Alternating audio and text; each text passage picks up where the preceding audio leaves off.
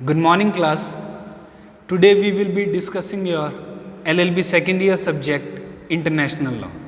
International law की first class में जो टॉपिक हमने डिस्कस किया था वो था असाइलम। आज जो हम टॉपिक डिस्कस करेंगे वो है एक्स्ट्राडिशन, जिसे कि हम हिंदी में प्रत्यर्पण भी कहते हैं।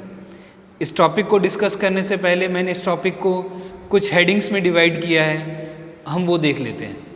फर्स्ट, बेसिस, एक्स्ट्राडिशन का आधार क्या है। सेकंड, डेफिनेशन, एक्स्ट्राडिशन की परिभाषाएं। थर्ड, इंटरनेशनल प्रैक्टिस, अंतर्राष्ट्रीय समुदाय में प्रत्यर्पण से संबंधित क्या प्रैक्टिस फॉलो की जाती है। Fourth, essential conditions for granting extradition, extradition grant करते समय किन किन कंडीशंस का फुलफिलमेंट होना जरूरी है। सबसे पहले हम बेसिस देखते हैं। इंटरनेशनल लॉ में एक्स्ट्राडिशन का बेसिस ट्रेस किया जा सकता है लैटिन मैक्सिम ऑड पुनरे ऑड डिडेरे, जिसका मतलब है a state must either surrender the criminal to the state which wishes to prosecute him और prosecute him in its own court. In normal circumstances में a state exercise complete jurisdiction over all the person in its territory. मगर problem कहाँ arise होती है? Problem arise होती है जब कोई व्यक्ति क्राइम करने के बाद में दूसरी स्टेट में भाग जाता है। उस सिचुएशन में स्टेट खुद को हेल्पलेस फाइंड करता है। क्यों? क्योंकि वो उस क्रिमिनल को पनिश नहीं कर पाता। देखिए, स्टेट एक्स में ए ने क्राइम किया और क्राइम करने के बाद में स्टेट वाई में चला गया। अब यहाँ पर जो स्टेट एक्स का जुरिस्डिक्शन है वो उसकी टेरिटरी तक है, स्टेट वाई में नहीं है। अगर ऐसी ही सिचुएशन चलती रहे तो कहीं ना कहीं ये एक कियोस की सिचुएशन हो जाएगी। कल को ए वाई स्टेट में क्राइम करेगा, फिर दूसरी स्टेट में भाग जाएगा, फिर वहाँ से क्राइम करेगा, वहाँ नेक्स्ट स्टेट में भाग जाएगा। इससे क्या होगा, जो क्रिमिनल है उसको वो पनिश ही नहीं होगा। ठीक है, ये सिचुएशन कैसे, इस सिचुएशन से हम कैसे डील कर सकते हैं, या इस सिचुएशन में लॉ एंड ऑर्डर सिचुएशन को हम कैसे सही कर सकते हैं। सही करने के लिए इंटरनेशनल कोऑपरेशन जरूरी है। ठीक है, जैसा कि हम सबको पता है क्राइम को पनिश करना सोसाइटल नीड है, और इस सोसाइटल नीड को फुलफिल करने के लिए प्रिंसिपल ऑफ एक्स्ट्राडिशन रोल में आता है। Second, definition. डेफिनेशन डिस्कस करने से पहले हम एक्स्ट्राडिशन का जनरल मीनिंग देख लेते हैं।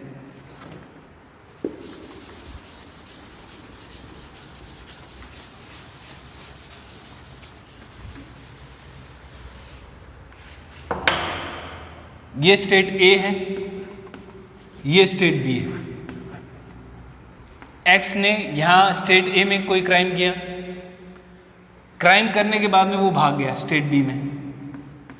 अब यहां पर वह असाइलम भी ले सकता है, या अपना नाम बदल के किसी फेक आइडेंटिटी से भी रह सकता है, जैसा कि छोटा राजन रह रहा था इंडोनेशिया में, बाली में, जिसका कि इंडिया ने एक्स्ट्राडिशन किया था 2015 में।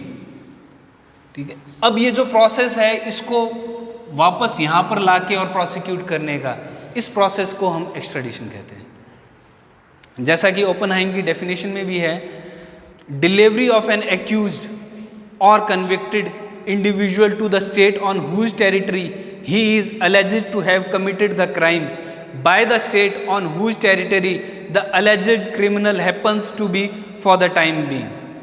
इसमें या तो वह व्यक्ति कन्विक्टेड है, सजा याफ्ता है, या अभियुक्त है। दोनों सिचुएशन में उसका एक्स्ट्राडिशन हो सकता है। इसको हम हिंदी में भी पढ़ सकते हैं। अपराधी को जिस देश में उसने अपराध किया है या अभियुक्त है, उस देश द्वारा जहां वह उस समय है लौटा देना प्रत्यर्पण है।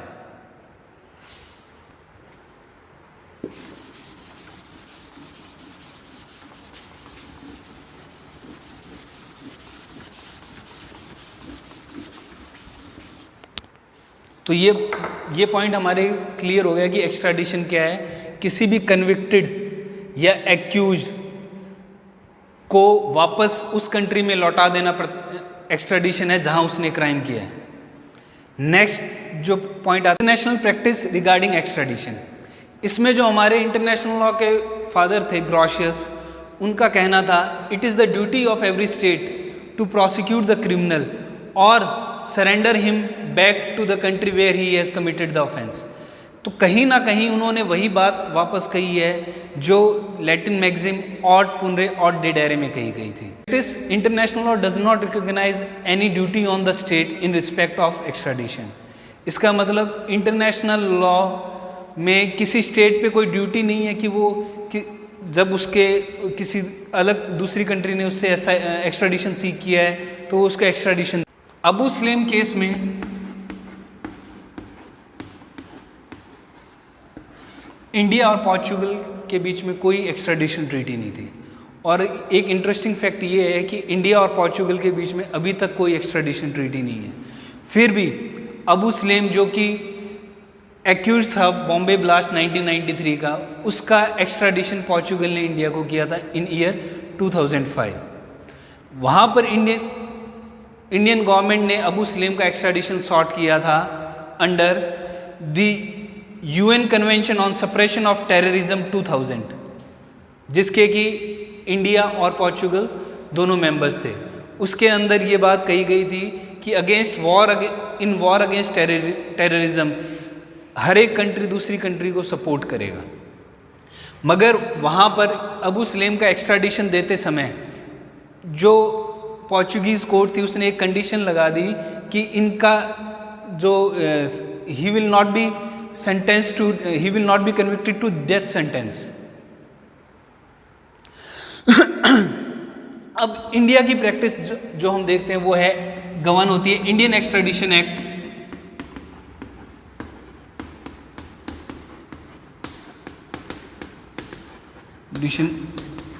एक्ट 1962 के अंतर्गत, जिसका सेक्शन 4 ऑथराइज करता है कि सेंट्रल गवर्नमेंट के पास पावर रहेगा एक्स्ट्राडिशन ग्रांट करने का।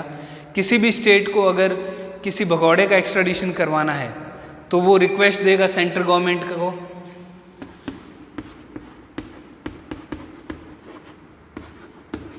सेंट्रल गवर्नमेंट को अगर सही लगता है तो वो एक मैजिस्ट्रियल इंक्वायरी बिठा देगी।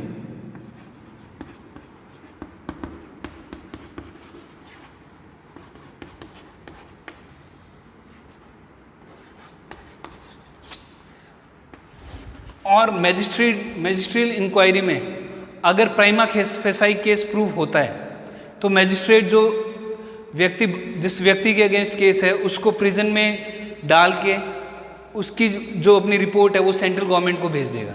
सेंट्रल गवर्नमेंट उस रिपोर्ट के बेसिस पे उस व्यक्ति का एक्स्ट्राडिशन कर सकती है।